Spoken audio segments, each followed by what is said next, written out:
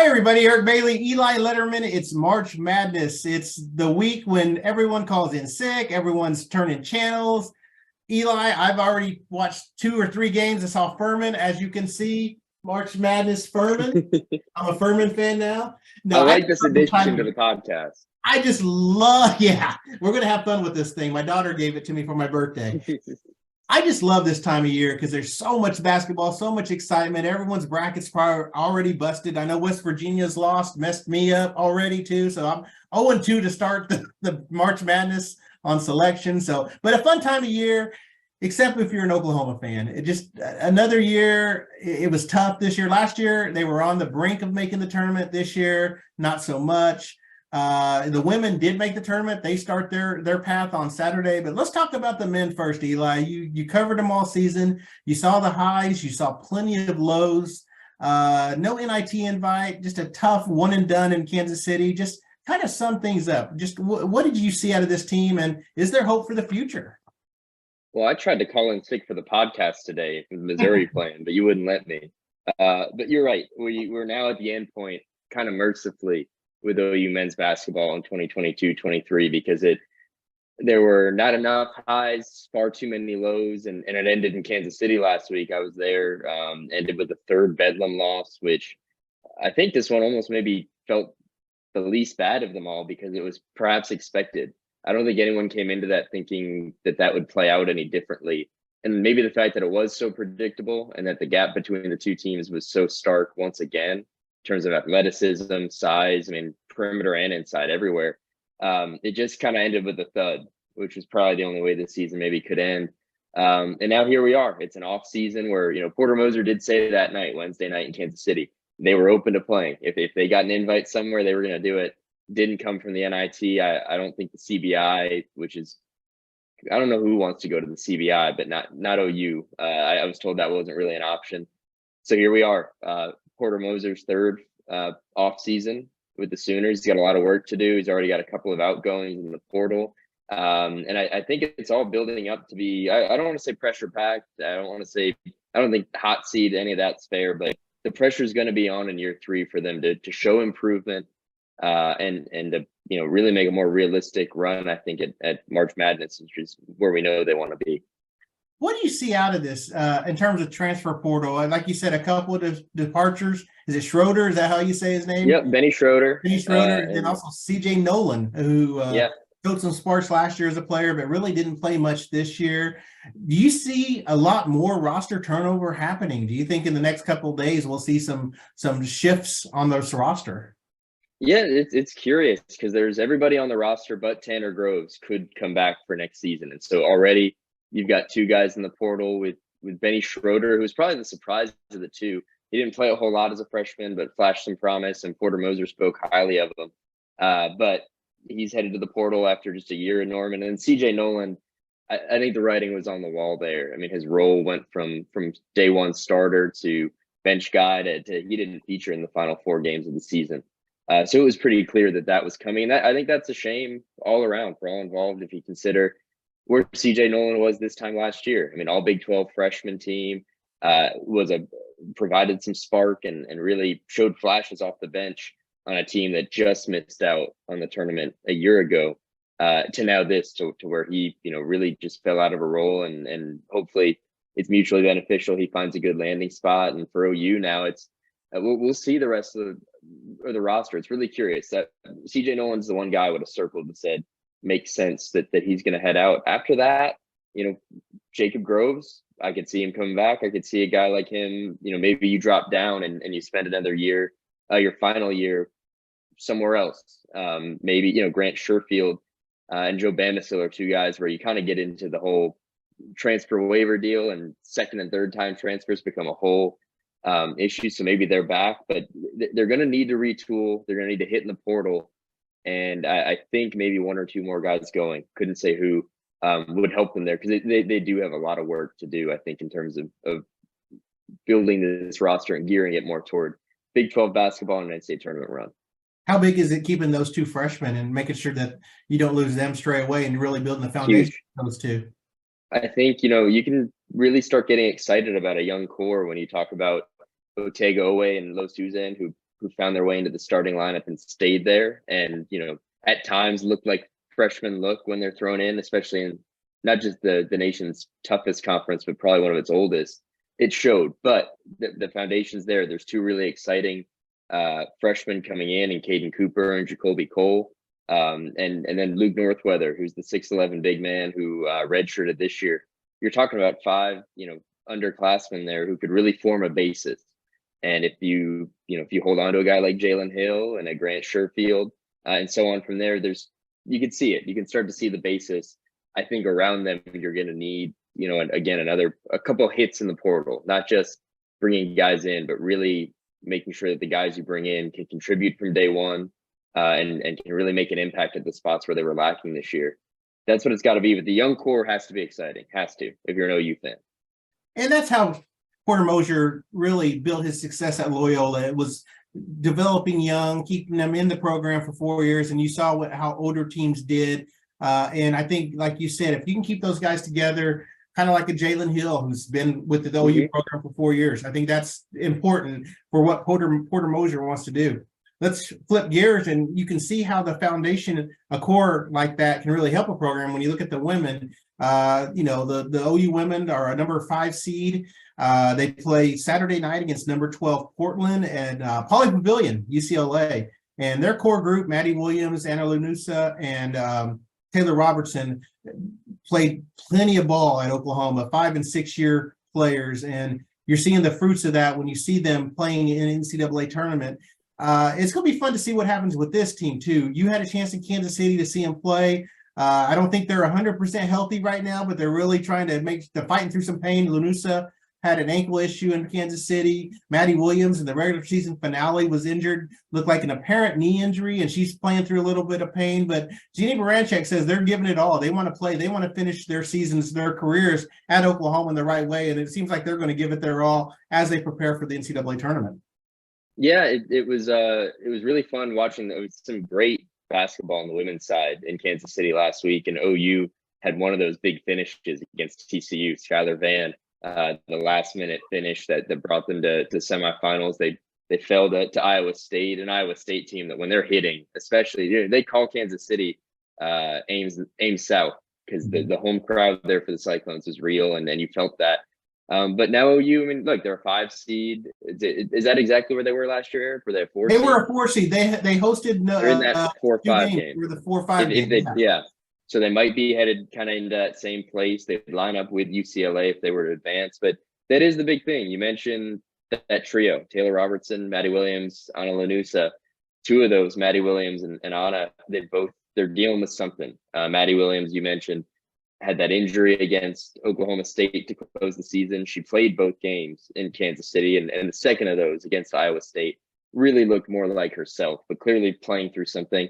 And then Anna Lanusa, it was pregame there before Iowa State that she went down with an injury, and watching her walk off the court, or actually be helped off the court in tears, you were thinking that OU had just lost her again. She's obviously got her injury history, but she came back. She played, and now those are the 2 things they're going to manage. And I do really think that, the length of their trip through this tournament probably hinges on whether it's the health of those 2 or really their ability to play through whatever it is they've got. And I think, for what it's worth, Jennie Baranczyk is pretty confident in their mental toughness on that front and their ability to play through it. But I think that's going to be pretty important to watch. Sooners, 8:00 Saturday night against Portland. They'll play, if they advance, they'll play the winner of UCLA and Sacramento State on Monday night. And then likely whoever emerges from UCLA, they got a meeting with South Carolina, which number 1. I don't know who wants that. I don't know. Yeah, I know. But you know what? Hey, that's why they play the game. We see a lot of upsets. As Furman showed us, anything can happen in March Madness. So we'll see what happens on the I'll ask you this, Eric. This might be a better question for after OU's run ends, whenever it does end. But when you think about 2 years in with Jennie Baranczyk, 2 straight tournament appearances. I mean, this time they're not going to host, but they were right there for it. Remaining atop, the Big 12 programs. Where do you feel like they are now 2 years in? 2 years in, I tell you, to be honest, they're a lot further along than I really ever considered. When she took the job, this program was hurting so much.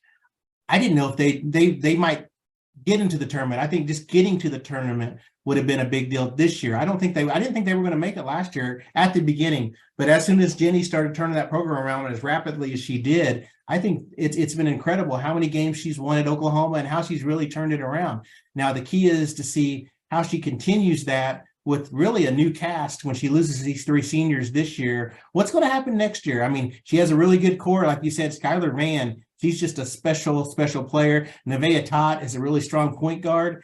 You got Aubrey Jones, who is a really nice 3-point shooter. Will she be able to kind of take over that role that Taylor Robinson's left?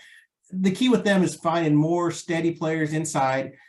There's only one Maddie Williams, but if you can find some kind of dynamic player like Maddie Williams again, that's perfect. So I'm kind of curious to see where this program goes after this year. But to be honest, for her to really take over and really gain the confidence of her players and the trust factor between those two so quick, and to see the success on the floor, really impressive with the job. Joe Castiglione, you talk about home run hires. This really was a home run hire for the women's program. Yeah, and I think, who knows what it looks like. You're right. The future beyond Maddie Williams and Taylor Robertson and the squad they have now is not clear.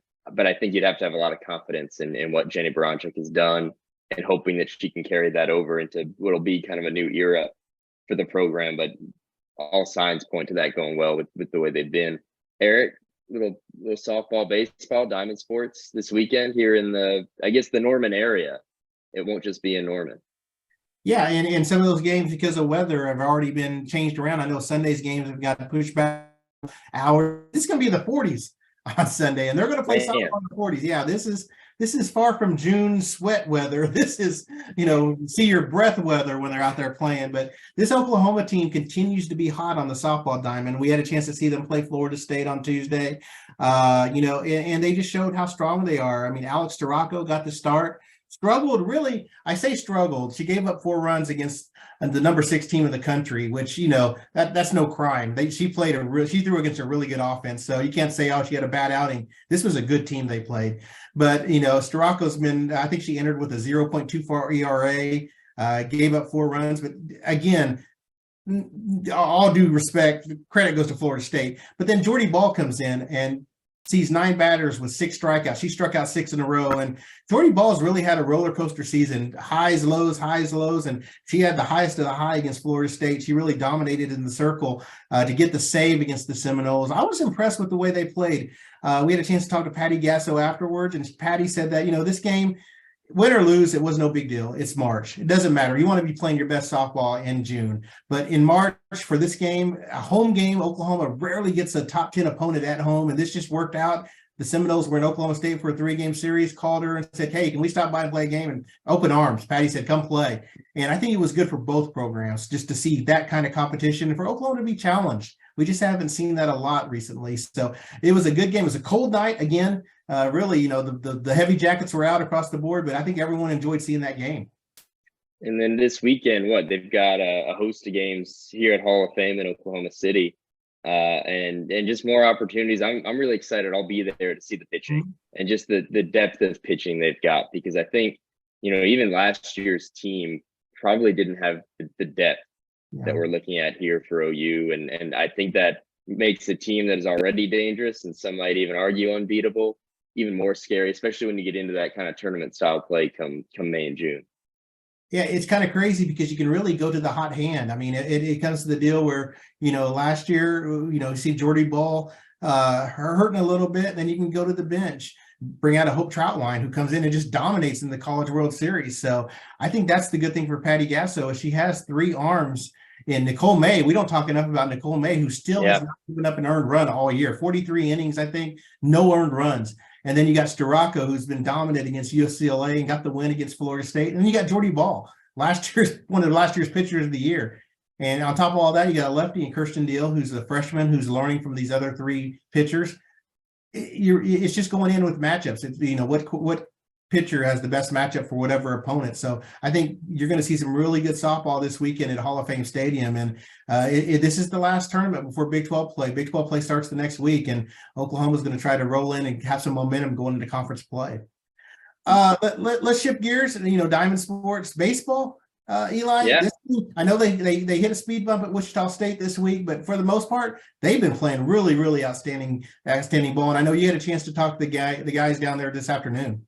Yeah, I was earlier today was in Norman at L. Mitchell talking to Skip Johnson and co. And yeah, you mentioned how Patty said the result in a midweek game in March only means so much. I mean, that's how Skip Johnson kind of chalked up that loss at Wichita State the other night. Is they've been traveling, they're a bit banged up, but on the whole, the Sooners are rolling. They had that tough start. They were 2-4, and since then, the offense has finally woken up. Maybe the weather's warmed up. That helps a bit too. But they're hitting the ball. They're getting what they need from the pitching, and they're rolling about as well as I think you could hope for going into this weekend. They opened Big 12 play with TCU last year, a team that this is 1-2 in the Big 12, and this is a 10th ranked Horned Frogs team that is probably going to be in that conversation again. And if the Sooners hope to be there, these are the kinds of teams they've got to beat. So they're not starting easy, but this is that time of year I think that Skip Johnson looks forward to, where we get away from February. I know it's mid-March, but we're getting, once Big 12 play hits, you snap, and that postseason baseball is here. And those typically tend to be when Skip Johnson teams wake up. So they're trudging along. They're playing some good baseball, and I'll be really curious about this matchup this weekend. Finally, it's going to be here next week. This time next week, we'll be talking football. Practice begins next week, and I think late next week we'll have a chance to see the team in person with our own eyes. First practice is the spring. And before we talk about this spring team, was it Monday night? I was in bed early. I don't even know if I was in bed early, and maybe just a regular time, but 11:15, 11:20, social media hits, and I was lucky you were awake. You saw it. Kevin Sperry, quarterback, 2025 class, says, I'm going to Oklahoma.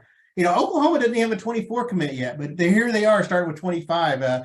First of all, tell me your surprise. What was your night like when you see that pop on social media?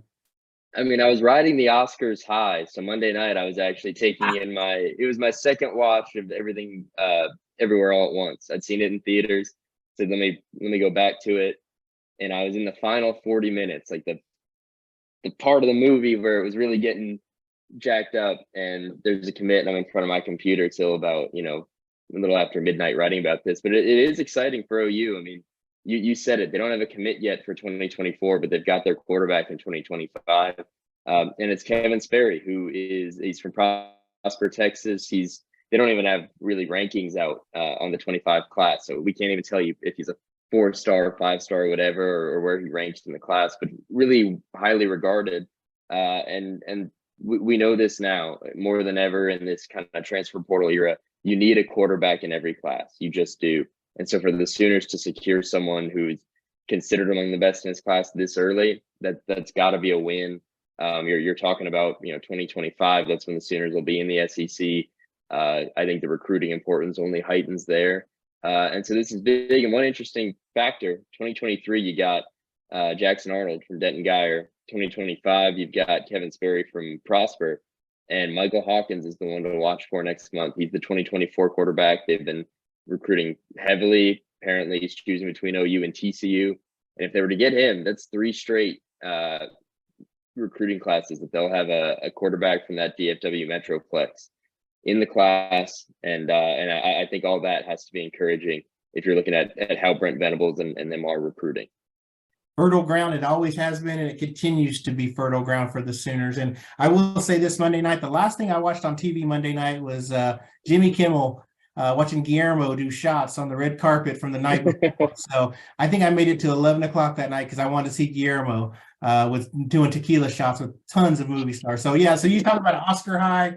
Yeah, that was my Oscar high, was watching Jimmy Kimmel the night after. So when we go into spring football, a lot of question marks and and we'll have a lot more information next week, but I think this is an important spring for the Sooners just to see where they've made progress from this time last year to this time this year. I think the roster, the returners, they understand what's expecting of them. They know the defense better. They know the offense better. You have Dylan Gabriel back at quarterback. That's going to be big because he's going to, everyone knows what he can do. You have Jackson Arnold, who is going to digest everything that's thrown his way. And I think that's important for the offense. My question marks for the offense is the offensive line. What are they going to do? I don't think we'll know exactly until really game one, how Bill Beatonville's going to line that offensive lineup, because he always Tends takes to be how it goes. best five and throws them out there. So, but I think we'll get an idea of what's going to happen there. And running backs, who's going to be the running back? Wide receiver, who's going to step up? Ton of question marks on offense. But I'm looking forward to just seeing some ball played. And defensively, we'll see safety. I want to see how that secondary plays, Eli. That's the big thing is, Brent Venables. What was the quote? We didn't lose. We didn't lose. There was a quote, and I have to look it up, that just surprised me what he said about the secondary, talking about losing the experience or losing bodies. And it was a unique quote. I'll look that up. Well, you tell me your thoughts going into spring football. All right. Yeah, I'll stall for you here a little bit. I mean, on the defense, I'm intrigued because I think we came into last spring looking at the guys they had added kind of in a short time. I mean, think back to when Brent Venables arrived. We've done this a million times, but the chaos, the roster turnover, and they were just adding guys in the portal. And on the whole, there were guys at pre-spring camp last year that we were talking about with some excitement, with some expectation, who didn't even feature. And I think this year we're in a similar spot of they've added a lot in the portal, but I think this time around, they will be proven wrong again, but I think this time around, they've really brought competition at every level of the defense, at least on the defensive line and the secondary. We've gone over how much they've added up front to go with guys, on the ends like Reggie Grimes and Ethan Downs. You've got some serious pass rushers brought in. You have interior guys, Jacob Lacey and Devon Sears are going to be really intriguing to kind of mix in with what they've got.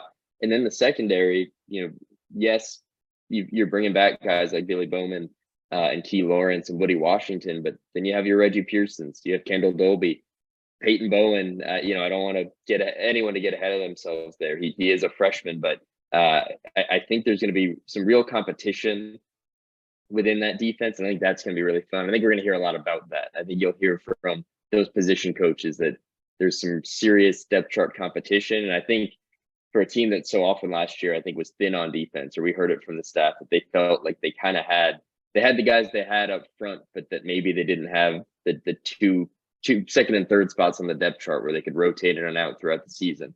And we saw a defense that got tired. I think they maybe have that this year. You talk about Peyton Bowen. I think you're right. Everyone needs to be careful about their expectations because he is a freshman. He's going to have so much thrown at him. But when you see his talent, just his raw ability and what he did at high school, there's reason if you're an Oklahoma fan to be excited too. But you got to make sure that it's kind of a tempered excitement because everything's going to come with a growing process. I mean, he's going to make mistakes. But I think the coaches are excited about his potential. The quote about safety that Brent Venables said last February during our media day, talking about the safety position was, we lost a bunch of guys, and I think we know that. We didn't lose a lot of production in the secondary, but we lost a bunch of bodies. That was the quote. So we didn't lose a lot of production. And that kind of, read between the lines there. Take it as you will. But I think that's the key. I think it's going to be open season at that position. People are going to be able to go in there and make plays, and they're going to need some people to make plays. So looking forward to it. I know we're going to have an opportunity more than likely to get to see 30, 45 minutes of the first practice. And that'll be exciting too, because that's always a good time. I mean, just to see Jackson Arnold spin the football, see some of these guys, these coaches. I'm looking forward to seeing the coaches out on the field, seeing wide receivers coach. Give me a name. Emmett Jones, come on. Emmett Jones, I couldn't think of Emmett's name. Gosh. I guess it's spring camp for all of us, right? I know, I couldn't think of Emmett's name. Yeah. Texas Tech, so I'm looking forward to seeing him. We haven't had a chance to talk to him. I think we'll get a chance next week to talk to him too. And I'm looking forward to really finding his style. And it's unique, even though you don't have a Texas Tech head coach like Lincoln Riley or those Texas Tech ties, they still found a way to get a former Texas Tech coach on the staff this year.